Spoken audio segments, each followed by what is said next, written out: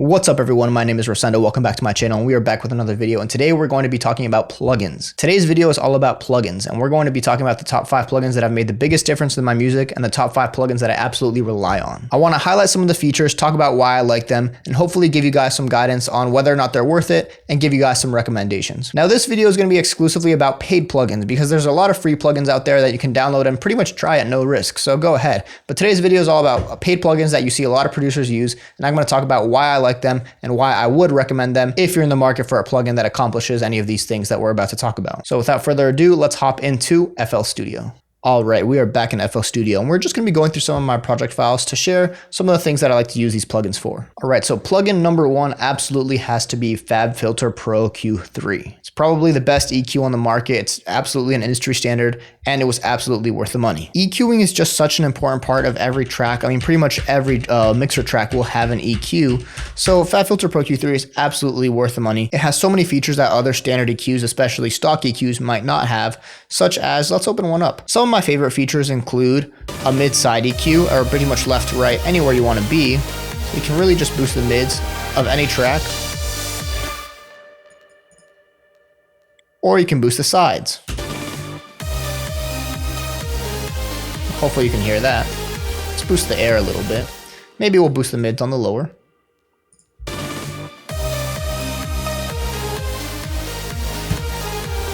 Big difference. You can also do things like dynamic EQs to make it so that when certain parts of the frequency hit, it just mutes that part, like you see right here.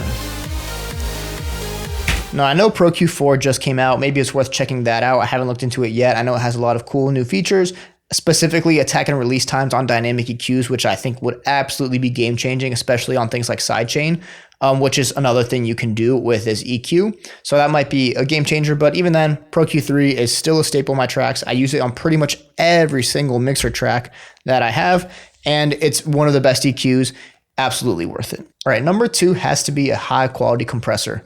I use FabFilter Pro C2, sticking with the FabFilter plugins, and it definitely made one of the biggest differences, probably the biggest difference in my mixing.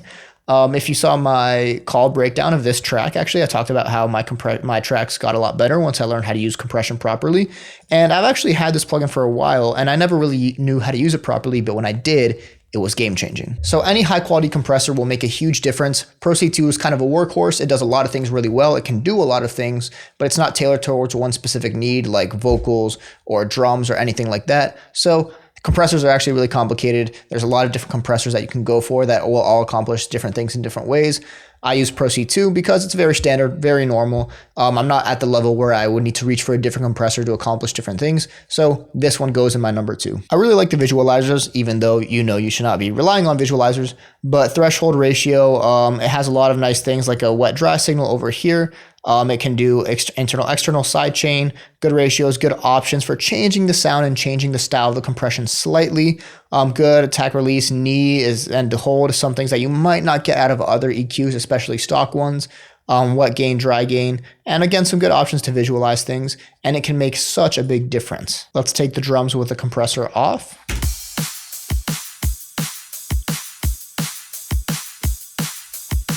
And on. A lot tighter, a lot more glued. Again, this is not specific to this compressor, but learning how to use any compressor will make a big difference. So I would recommend investing in a high quality one that you like. All right, now number 3. Now we're getting into my favorites. I've talked about before how I love sidechain. Sidechain is one of my favorite things to include in pretty much all my tracks, not just to make sure that my mixing sounds clean, but I love it as an effect. Now here we have Nicky Romero Kickstart. This is one of the first plugins I ever bought. Now I know Nicky Romero Kickstart 2 is out. I haven't really looked into it either because I've had this for so long and I've been using it for so long, but this is absolutely my favorite sidechain plugin. Now you can do sidechain without a paid plugin, but this just makes it so easy to add a hard, clean pumping effect to any mixer track, to any sound, that it's just, I reach for it every single time I want a sidechain and I want a pumping effect. So we're looking at my track Twilight here. Let's take the synths before Kickstart. No sidechain, with sidechain. Hard pumping. Let's get the kick and the ride in so you can really hear the difference. Kick comes in, everything ducks. Without. With. Let's get the bass going too. Without. With. and the leads.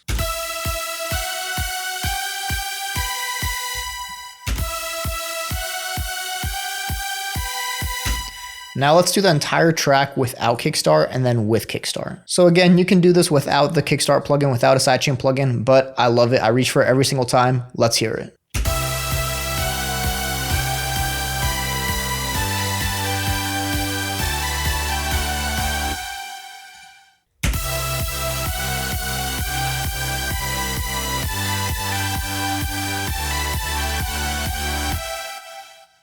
All right, at number 4, we have Ozone 11. Ozone 11 is actually a great plugin. It's on the pricey side, but it has everything you could possibly want in a mastering suite. Now, if you have someone else who masters your own tracks, you probably don't need this. If you have kind of your own way of mastering your tracks, you probably don't need this. But as someone who masters their own tracks and more or less just kind of gets a general master going without being too specific because, well, my room's not treated, I don't have the ear for mastering, and mastering in itself is kind of an art. But I master my own tracks just to make sure I can kind of get things done the way I need to without having someone else master, without spending money for a mastering engineer. So Ozone 11 has made the biggest difference in being able to master my tracks. Now, Ozone 11 has all sorts of kind of effects that you can add. And one of the nice things about Ozone 11 is that with the suite comes each individual plugin that you can throw on mixer tracks. And one of the biggest ones I've been using is Ozone 11 Imager.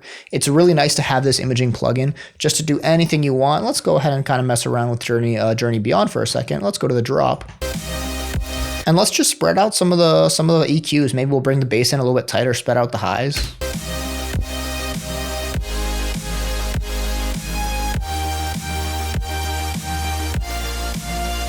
So you can do some really nice things with each individual frequency that you could not do otherwise. Now, that doesn't mean you need the whole Ozone 11 suite to just for the imager, but the Ozone 11 suite is nice for mastering, and the bonus, you can use the plugins on their own mixer tracks. All right, and finally we have number 5. Now, number 5, in my opinion, is kind of a sleeper pick because at number 5, I have ADPTR MetricAB. And this plugin absolutely made the biggest difference on my mixing, other than compression. Now, for those of you who don't have a treated room or are mixing out of headphones or monitors in a room that isn't treated, using reference tracks is the biggest thing you can do to improve your mixing. And reference tracks actually changed my life, especially being that I'm either using headphones or I'm in an untreated room if I'm using my monitors. Now, you don't need an AB plugin, but it's so nice to have all the different visualizers available to really be able to easily reference your track to several tracks in the cleanest way in a plugin instead of having to drag them into your project file and then having to go back and forth. And it kind of gets a little bit weird. I used to do it that way where I would drag tracks into my DAW and then I would have them on their own mixer tracks. And it's a lot of work. And AB plugins, in this case, MetricAB, makes it really easy to compare tracks. So we're going to be looking at release here, and we're going to be taking a listen to the drop of release. And we're going to talk about how I use MetricAB to hopefully just kind of dial in the supersaws a little bit better, get the balance nice and clean. Now, my mixing wasn't the best here, but the AB plugin made it really, really easy to dial it in the way that I wanted to, the way that I was able to. Now you see you can load several tracks in here, all with different visualizers, all with kind of loops at different spots, cueing them. You can change what frequency you're listening to. You have the playback, you have spectrum analyzers, correlation, stereo imaging was huge for me, dynamics was huge for me, and loudness was huge for me. But let's actually show you what the plugin does. Because let's say I wanted to compare the drop of my tracks to any number of tracks. What is this, 16 tracks here? Let's say I wanted to do that. Let's take these first 4. Let's take the first 3. So let's listen to the drop of release. And let's compare it.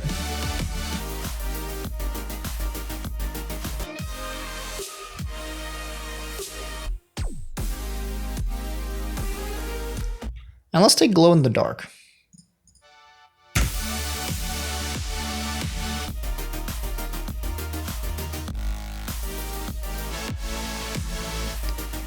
So you can do a lot of nice things, like let's say I just wanted to compare the sides.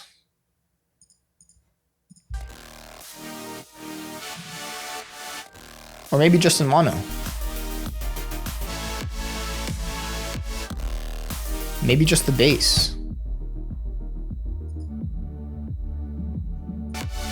Maybe I want to see how the stereo imaging compares. Actually pretty close. And you know what? I want to do all those same things with bloom.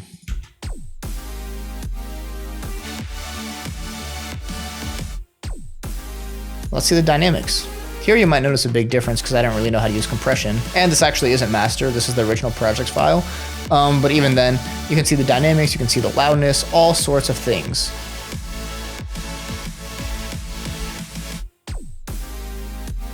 So it definitely made the biggest difference in my mixing. So those were the top 5 plugins that I can't live without. Let's throw a bonus one for you all because I actually think I would throw Splice on here. Now, the reason I'm going to call it a bonus is because Splice is not a plugin, but it's a service that I absolutely cannot live without. And I talked about why in a few of my past videos, but I'm going to mention it again because I talked about how I wanted to develop my skills as a producer to not always be reaching for a new sample or something new whenever I wanted to add something to my tracks. But once I got good at that, Splice really became a game changer in finding the best high quality samples and high quality presets, high quality packs to start collecting and really add some good samples and good sounds to your tracks. So if you're not using Splice yet, if you're a very, very new producer, maybe hold off on something like this just to develop your skills a little bit more. But Splice is definitely worth investing in quickly so you can start gathering your library of sounds you like, samples you like, and really develop your skills as a producer and take them to the next level. All right, that is about it. That is all I had for you. And finally, I just wanted to mention one thing. If you're a new producer and you watch a lot of YouTube tutorials, they might tell you that it's not necessary to start spending an exorbitant amount of money on new plugins and always having something new and having something fancy. And that is absolutely true. But one of the mistakes that I made is then I just stopped spending money on plugins and services at all, and it really left out a lot of room for improvement in learning how to use those high quality industry standard plugins. So the plugins I mentioned here are the ones that I would absolutely purchase as a new producer. Again, these are just my recommendations,